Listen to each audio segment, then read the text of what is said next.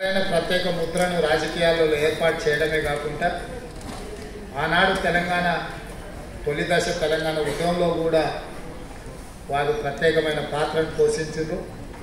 వారు రాజకీయాలలో రాణిస్తూనే శ్రీమతి గీతారెడ్డి గారిని ఒక మంచి డాక్టర్గా చదివించి సమాజంలో అత్యున్నతమైన గౌరవము, మంచి చదువు, అన్నిటికంటే ముఖ్యంగా మా డాక్టర్ గారిని మనందరం మనస్ఫూర్తిగా అభినందించాలి.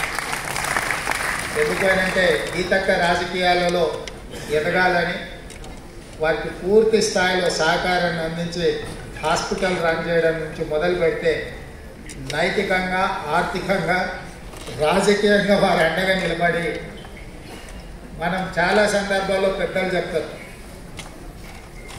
ప్రతి పురుషుడి విజయం వెనకాల ఒక స్త్రీ ఉంటుందని. కానీ ఇక్కడ స్టోరీ కొంచెం రివర్స్లో ఉన్నది. గీతక్క ప్రతి అడుగులో, ప్రతి విజయంలో డాక్టర్ గారి స్ఫూర్తి, డాక్టర్ గారి సహకారం ఉంది.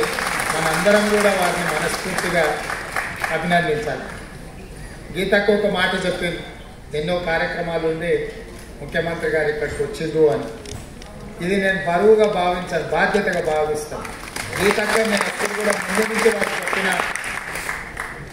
సొంతంగా మనకు ఒక అక్క ఉంటే ఎట్లా ఉండాలని మనం కోరుకుంటామో డాక్టర్ గీతారెడ్డి గారు అట్లా ఉంటారు. ఏ విషయంలో ఉన్నా కూడా వారు పార్టీని నడిపే విషయంలో కానీ, ఆందోళన కార్యక్రమాలు తీసుకున్నప్పుడు కానీ, నేను పిసిసి అధ్యక్షుడిగా చిన్న వయసులో ఉన్న వారు కార్యనిర్వాహక అధ్యక్షుడిగా అందరికంటే చాలా బెటర్ పర్ఫామ్ చేసి 100% మార్కులు తెచ్చుకున్నది గీతారెడ్డి గారు.